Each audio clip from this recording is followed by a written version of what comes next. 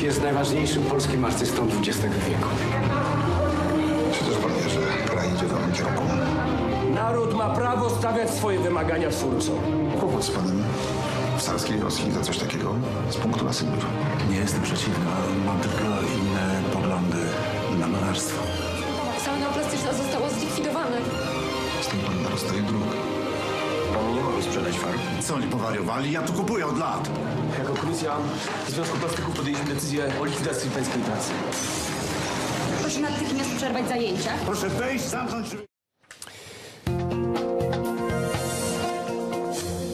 Demandez le programme avec Pascal Bourgault. Bonsoir Pascal. Bonsoir Mohamed. Fleur bleue qui va représenter la Pologne aux Oscars, c'est ce dimanche. Oui, alors un film courageux, signé Andrzej Wajda, qui est un cinéaste engagé. Certains ont vu dans ce film une métaphore, la résistance de ce peintre polonais face aux staliniens de son pays. Eh bien, ça pourrait être un appel aux artistes contemporains face à la montée des populismes un peu partout en Europe et aux États-Unis. On ne le saura jamais, Mohamed, puisque Andrzej Wajda est décédé quelques semaines après avoir terminé ce film. C'était en octobre dernier, à l'âge de 90 ans. Quoi qu'il en soit, dimanche, s'il reçoit l'Oscar, ce sera le deuxième, puisqu'il a déjà été primé en 2000 pour l'ensemble de son œuvre. Il a reçu un Oscar. Voilà, on verra. Et de toute façon, ce film reste comme son testament cinématographique à méditer. 90 ans, 90 printemps, c'est l'âge à laquelle nous a quitté Andrzej Wajda. On reste dans la peinture, mais cette fois avec une toute autre époque, Pascal, et une autre ambiance aussi. Oui, parce que, mon cher Mohamed, tous les peintres et tous les artistes ne sont pas des contestataires et des rebelles. Donc je vous emmène en Hollande, au XVIIe siècle, dans l'aristocratie, la grande bourgeoisie, auprès de ce peintre qui les a peints avec le plus de génie dans leur vie quotidienne, dans leur luxe. Je veux parler de Johannes Vermeer, une grande rétrospective au Louvre. Regardez ces images, c'est une exposition rare. Vous ne verrez sans doute ça qu'une fois dans votre vie, tant il est difficile de rassembler des Vermeer. Ici, il y en a 12, c'est un tiers de son œuvre.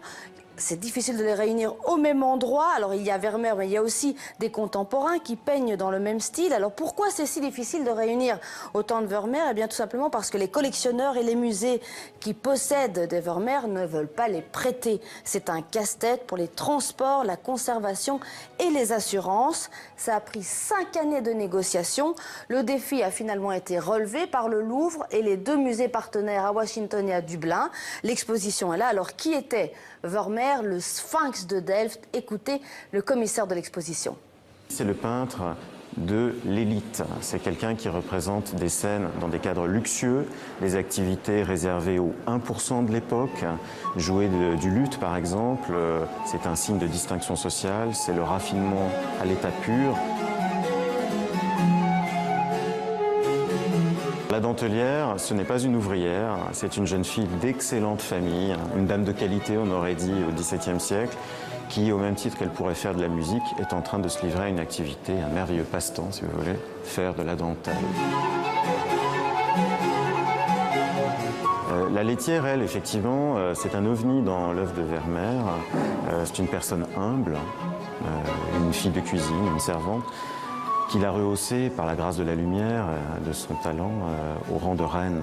Et je pense que cette exception dans son art doit se comprendre comme le fait de relever un défi artistique. Il prend un sujet humble, le métamorphose, et c'est encore plus fort que toutes ces belles élégantes que vous avez dans l'exposition. Alors, si vous aimez le siècle d'or hollandais, Mohamed, c'est le moment de retourner au Louvre. Les salles qui ont été rénovées sont ouvertes au public, avec notamment, et c'est une première, 11 Rembrandt. Certains ont été prêtés par le milliardaire Thomas Kaplan, le milliardaire américain, et son épouse. Ils adorent le Louvre et donc ils ont fait un très beau cadeau. Et on va maintenant passer à la bande dessinée, Pascal, avec une autre exposition. Oui, une autre exposition. Donc c'est plus la peinture, c'est la bande dessinée. Comment les auteurs de bande dessinée du 9e art ont vu et ont raconté la Shoah, comment ils ont dessiné l'horreur, les atrocités. Eh bien, c'est une exposition au mémorial de la Shoah. Alors, dans une salle, il y a des bandes dessinées mises à disposition du public qui peuvent les lire sur place. Il y a également des œuvres originales, des planches originales, notamment cette histoire de Mickey dessinée par un détenu juif allemand qui décrit le camp de concentration de Gurs, où il a été interné avant d'être envoyé à Auschwitz où il sera tué. Il y a également d'autres œuvres contemporaines, des œuvres modernes, pardon. Le célèbre Maus que vous voyez à l'image de Art Spiegelman.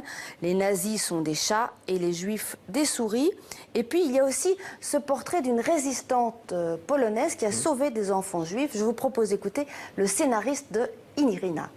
Non seulement elle sauvait des enfants, puisqu'elle en a sauvé finalement à peu près 2500, mais en plus, elle sauvait leur histoire, puisqu'elle a noté leur nom, elle les a donnés à des familles polonaises, et une fois que la guerre a été finie, elle est retournée les voir, elle leur a rendu leur nom et leur identité, etc. Voilà donc pour cette chronique culture très complète, c'était Demandez le programme. Merci beaucoup Pascal. Merci à vous. À demain. À demain. Même endroit, même heure.